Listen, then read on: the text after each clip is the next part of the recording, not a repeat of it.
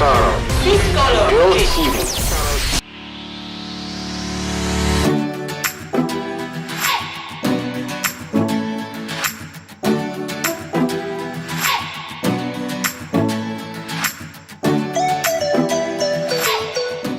Bonjour tout le monde et bienvenue sur Canal Suisse.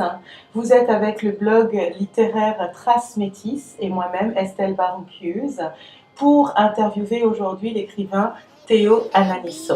Bonjour Théo. Bonjour. Quel plaisir et quel honneur de vous avoir aujourd'hui. Tout le plaisir est pour moi. On va parler de votre dernier roman, Delicatessen, qui est vraiment une friandise littéraire que je vais recommander à tous ceux qui suivent Traces Métis. Merci. Alors, quelques questions pour vous. Vous êtes justement auteur d'un roman à succès, c'est le rêve de beaucoup d'écrivains africains qui travaillent un petit peu dans l'ombre et qui ont peut-être du mal à se faire publier, etc. Quels conseils pouvez-vous donner à ces passionnés de l'écriture ? Oh, les conseils, vous savez, la littérature, c'est une aventure imprévisible en tous les cas, et donc tout ce qu'on peut dire à chaque fois, c'est d'être persévérant, en fait, d'y croire, et donc persévérer, il n'y a vraiment pas d'autre chose à faire que de sans cesse reprendre, continuer, essayer. Être persévérant, c'est la qualité principale. Ah, d'accord. Plus de temps, bien sûr. Bien sûr. Écrire. Y consacrer du temps et persévérer. Voilà, c'est ça. C'est bien noté. Alors, le roman Delicatessen se situe en zone frontalière entre le Togo, le Ghana notamment. On voit les douaniers. Ouais. Est-ce que ceci est un clin d'œil à votre propre identité ? Oui, parce que je ne sais pas trop si vous connaissez un peu, le Togo est étroit, très petit, c'est à peu près 50-60 km de largeur. Tout à fait. Et donc, vous imaginez que franchement, beaucoup de gens, la plupart de Togolais sont un peu ghanéens, un peu béninois. Oui. Moi, personnellement, si je remonte au niveau de ma grand-mère, c'est quand même proche, il y en a qui viennent du Ghana, il y en a qui viennent du Bénin, et sur le Togo, donc pour moi, c'est familier. Et sur le sud du Togo, d'ailleurs, c'est la même langue qui se parle du côté ghanéen et du côté béninois et aussi. Donc, tout cela, pour moi, ce sont des frontières artificielles. Bien sûr. Je me laisse aller à l'imagination, au-delà des frontières Très officielles. bien. Alors, vous êtes plutôt Ewe ou Mina ?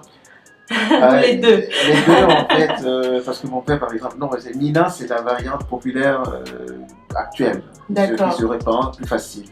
Mais la langue Ewe, c'est la langue mère. Donc le Mina, je comprends l'Ewe, je ne peux pas tout à fait le parler. C'est un peu comme l'allemand, j'imagine un peu en Allemagne et un peu aussi en Allemagne. En Suisse, D'accord. il y a des nuances comme ça, mais c'est la même. C'est la même famille de langues. Ah, j'apprends quelque chose aujourd'hui. Merci beaucoup. Revenons un petit peu à Delicatessen. C'est Énéas. Il m'intrigue ce personnage. Il a tout pour lui. C'est un poète. Il est passionné de Victor Hugo. Il regarde les choses un peu comme ça d'au-dessus. Et bien sûr, il sait parler aux femmes qu'il séduit, qu'il rend complètement folle. C'est celui qui dit « Est-ce que je peux avant de venir ?» pour vous dire le détail qui m'a beaucoup fait sourire. Et donc moi, je me demandais si Énéas, justement, ce personnage, c'était celui que tout homme africain doit souhaiter devenir. Bon, ouais, ça dépend de chacun, ça dépend de ce que chacun souhaite, comment on souhaite être avec les autres, ou avec les femmes, ou avec la femme. Peut-être oui, mais enfin je ne l'ai pas conçu comme ça. Moi, il faut dire la vérité, j'ai commencé avec la scène inaugurale et ça s'est développé, j'allais dire, tout seul. Et moi, j'ai non pas suivi mes personnages, je les ai quand même créés, mais quand même, il y a quand même une logique qui s'est développée, qui est personnelle à ces personnages, à ces différents personnages, ces rencontres. Alors Énéas, oui, dans un premier temps, il a l'air superficiel, un peu comme cela, jouisseur, pas spécialement, pas plus loin, avec Sonia par exemple. Et ensuite, les coups durs, parce que c'est l'Afrique et que des choses sérieuses se présentent à lui d'une manière surprenante. Et sa vraie nature, je crois, se révèle, ce qu'il est réellement. Se révèle face au danger, il reprend conscience de lui-même. Et effectivement, là, il devient un peu différent et sans doute meilleur pour la femme qui a la chance de le rencontrer Bien dans la sûr, deuxième oui. partie. Il est beaucoup moins mufle avec le temps, Exact. il s'améliore comme C'est cela, ouais. le bon vin, peut-être qu'on pourrait dire, Peut-être. sans trop révéler du Peut-être. roman. C'est intéressant de voir comment, en effet, comment évolue Énéas. Ouais. Ce n'est pas du tout le mbenguiste typique, c'est-à-dire cet homme de la diaspora qui rentre. Ah oui.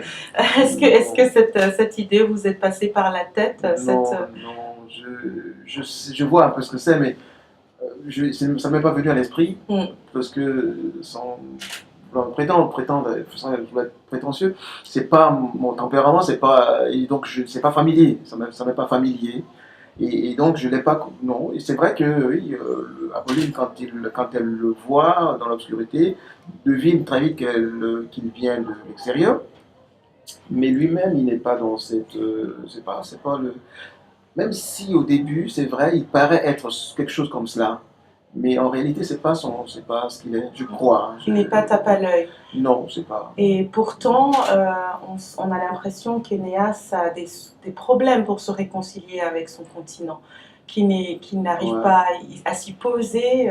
Oui. Vous trouvez que c'est un problème auquel peuvent faire face les personnes qui quittent l'Afrique et quand ils reviennent Je crois que oui, je pense que je ne sais pas, on ne vit pas impunément pendant des longues années comme ça, surtout des années où on est quand même, on entre dans la vie active, dans la vie d'adulte, à l'étranger, dans des sociétés quand même assez éloignées, complètement autres en matière d'organisation. Donc ce n'est jamais facile. Et, et l'Afrique est intense. Je retourne tout le temps en Afrique et j'imagine que la Suisse peut-être aussi en dehors des apparences. Mais l'Afrique, je la trouve très intense. Quand je dis intense, ça ne veut pas dire forcément positif ou négativement, mais c'est très, très, très fort, très intense. Vous demande beaucoup. Et quand on est un peu sensible, effectivement, comme Énéas semble l'être, oui, rentrer, effectivement, on est confronté et d'un instant à l'autre, en fait, la même soirée, il était quand même assez entrefolâtré avec Sonia dans la voiture, etc. Quelque chose de léger, de vraiment insouciant. Et quoi, 1 heure, 2 heures plus tard, il est kidnappé, attrapé, et déporté hors de la ville. Oui. Donc c'est des choses qui vous secouent. Oui, c'est un roman plein de rebondissements, il faut le dire, et je l'ai lu d'une traite. Je ne me suis pas arrêtée, c'était un de mes plus grands déchirements de fermer la dernière page, me dire ça y est, c'est bon, je dois sortir de cet univers. C'est bravo en tout cas, monsieur Théo Anisso. Je pense maintenant à Sonia, cette femme qui est harcelée, qui est objectifiée. Et j'ai trouvé intéressant que de temps en temps, lorsque l'on parle de Sonia, les hommes qui parlent d'elle disent « je ne veux pas être mêlée à ça ». Choix de langage très très intéressant. Elle est rarement perçue pour qui elle est. Et donc je me demandais si Sonia c'est un portrait réaliste de la femme africaine ou si ce portrait-là est plutôt catastrophiste.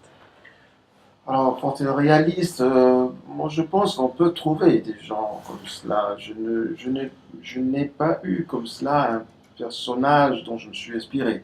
Tout au moins, je veux dire, moralement ou physiquement, oui, je peux voir un peu des Africaines auxquelles je peux me référer.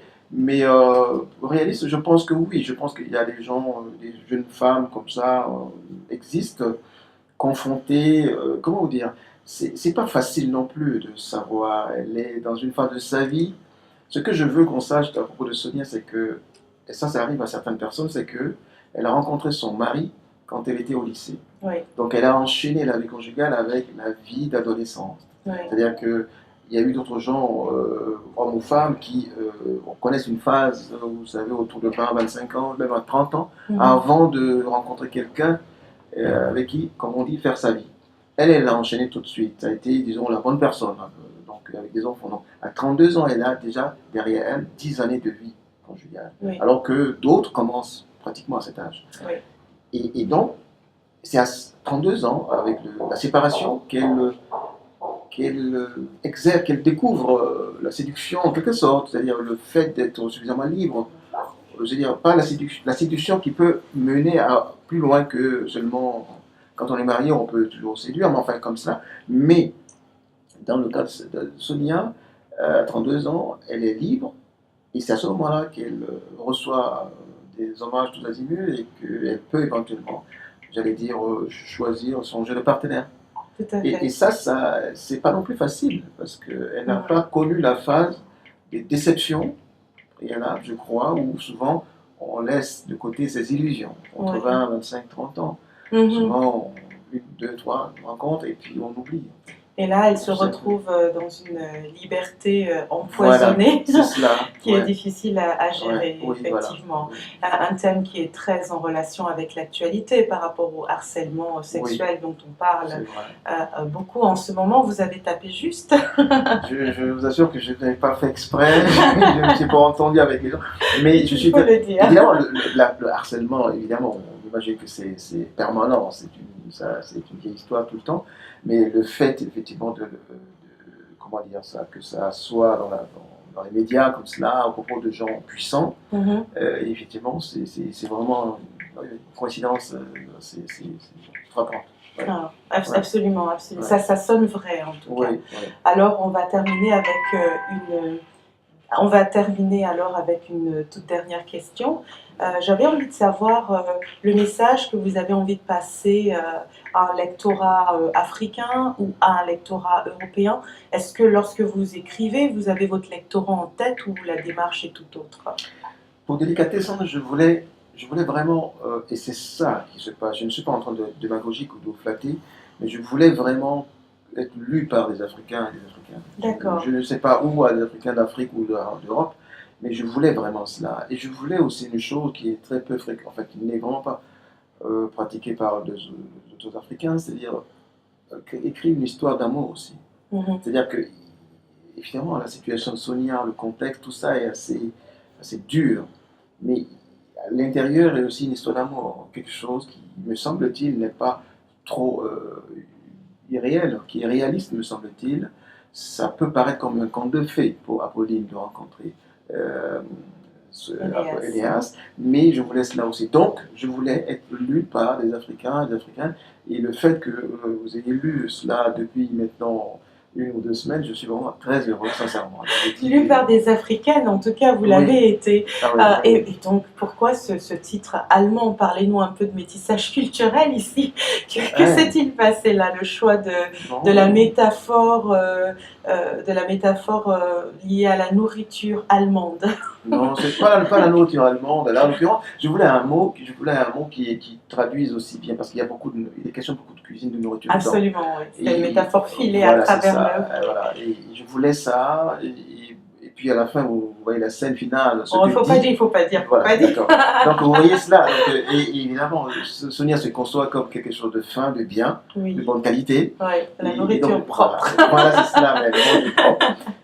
Et donc je voulais un mot qui est juste un mot qui soit comme le titre et qui indique ça. Alors pourquoi en allemand? Parce que l'orthographe en allemand me semblait meilleure que celle du français ou de l'anglais. Ça sonne mieux que épicerie fine, c'est sûr. Oui, c'est sûr. Donc avec K comme ça, j'ai trouvé que c'était préférable, ça pouvait se remarquer. Tout à fait. Voilà. En tout cas, merci beaucoup pour ce roman. Être avec un roman plaisant à lire, engageant à lire. Pour moi, c'est comme avoir énormément d'argent dans la banque, comme avoir ce temps-là passé qui est précieux. Et malheureusement, quand c'est fini, on est triste, alors on attend votre prochain roman. Oui, voilà. Donc, me voilà condamné, me voici condamné à écrire. Peut-être une suite, je ne sais pas, on verra bien. Ça serait bien. On verra. Ça serait parfait. Merci. C'est moi.